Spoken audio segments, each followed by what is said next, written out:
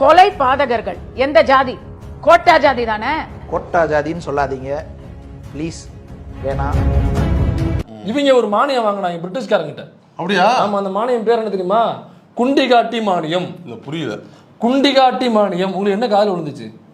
எனக்கு வேற ஏதாவது தப்பா காதுல விழுது. அதுதான் குண்டிகாட்டி மானியம். இந்த மானியம் பெரிய எடிட்டர் இதை மியூட் பண்ணாத. இது வரலாற்று தகவல், சரியா? இது ஒன்றும் கெட்ட வார்த்தை கிடையாது, இது வரலாற்று தகவல். பேர்ல கொடுத்துருக்காங்களா? இந்த பேர்ல குண்டிகாட்டி மானியம். தேவைப்பட்டவங்க குண்டிகாட்டி மானியம்னா என்னன்னு நீங்க கூகுளில் சர்ச் பண்ணி தேடுங்க. ஏன்னா நான் அதை பல தடவை பேசுறேன். அவர் என்ன நினைக்கிறார், நான் அதை கிண்டல் பண்றேன்னு நினைச்சிட்டு அந்த இடத்த மியூட் போட்டுருக்காப்ல. ஒரு முறையோட உழைப்பு வேஸ்டா போகுது. அதனால ஐயா அதை எடிட் பண்ணாதீங்க, அதை மியூட்டும் போடாதீங்க, அது அப்படியே இருக்கணும். அது ஒரு மானியம் இருந்துச்சு, ஹிஸ்டரி இது. அதனால என்ன, அது என்ன மானியம் எதுக்காக கொடுத்தாங்க அப்படிங்கிறது வரலாறு. அது ரொம்ப கேவலமான ஒரு மாற்றது. தயவுசெய்து தேடி படிச்சுங்க. But very interesting. இன்னும் போட்டு தேடி படிங்க. இன்னொரு மேட்டர் சொல்றேன். காஷ்மீர்ல மன்னர்கள்லாம் இருந்தபோது அப்போ மன்னர்களுக்கு வந்து சுற்றில இருந்த இந்த பார்ப்பன கும்பல் தான். ஏன் அப்போ வந்து மன்னர் பயன்படுத்துகிற ஒரு துணி ஒன்று இருக்குது, என்னன்னா வெல்வெட்டு துணி. சரியா? அந்த வெல்வெட்டு துணி தெரினாக்கா அந்த மன்னர் வந்து ரொம்ப சுகபோகமான மன்னர். அதாவது எப்படி சுகபோகம்னா, அவர் ஆகி போனால் அவர் கையால் அவர் கழுவ மாட்டாப்படி. கழுவுறதுக்கு 2 பேர் இருப்பாங்க. கழுவுறதுக்கு அவ்வளோ சோம்பேறியான மன்னர்கள், ரொம்ப சுகபோகமாக வாழ்ந்தவங்க. அப்போ கழுவுறதுக்கு 2 பேர் இருப்பாங்களா, அதுவும் பார்ப்பனர் தான். அந்த வேலை செய்யறதுக்கு அடிச்சுட்டு நிப்பாங்க பார்ப்பனர்கள். ஆமா, அதாவது நம்ம அமாவாசை டவுசர் துறைக்க. ஏன்னாக்கா அந்த மன்னருக்கு சூத்து கழுவுறதுக்கு வந்து குண்டி கழுவுறதுக்கு ஒரு வெல்வெட்டு துணி பயன்படுத்துவாங்க. அந்த வெல்வெட்டு துணி பேர் வந்து மஸ்லின் துணி. மஸ்லின் அது வந்து சின்ன பிட்டு துணியை வந்து மார்க்கெட்ல பயங்கரமான விலை போகும் அப்ப. சரியா? அதனால அந்த துணி எவன் கழுவுறானோ அவனுக்கு துணி அப்படி.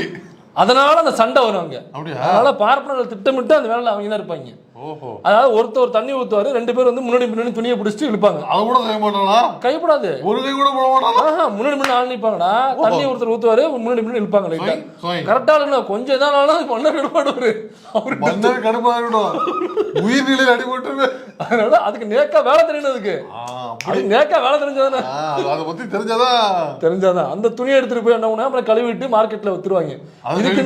ஆமாண்டா, அது பயங்கரமா விலை போகும். மஸ்லின் துணி மன்னர் பயன்படுத்துற விலை பயங்கரமான விலை போகும். இப்ப இதுல என்ன பண்றாங்க இந்த பார்ப்பன கும்பல், இதுல ஒரு ஊழல் பண்றாங்க. இப்ப ஒரு நாளைக்கு ஒரு தடவை 2 தடவை தான் போறாரு. துணி நமக்கு நிறைய தேவை.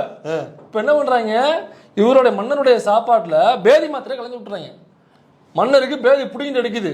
டெய்லி குவியல் துணி குவியல் இப்ப கொண்டு போய் விற்கிறாங்க. உம்மால செல்ல காசு கழுவிக்க வேண்டியதானே. இப்படி கொள்ளையடிச்சிருக்காங்க. இப்படி எப்படி எல்லாம் ஆட்டையை போட்டிருக்காங்க. இவங்க உழைச்சு வந்த சமூகத்தை வந்து நீ தப்பா படுத்த. இவங்க வந்து நமக்கு கிளாஸ் எடுக்கிறாங்க. கோட்டா ஜாதி, கொலை பாதக ஜாதி, குந்தாடி ஜாதின்னு கிளாஸ் எடுப்பீங்க. நாங்க பார்த்துட்டு உட்காந்துருக்கோம்.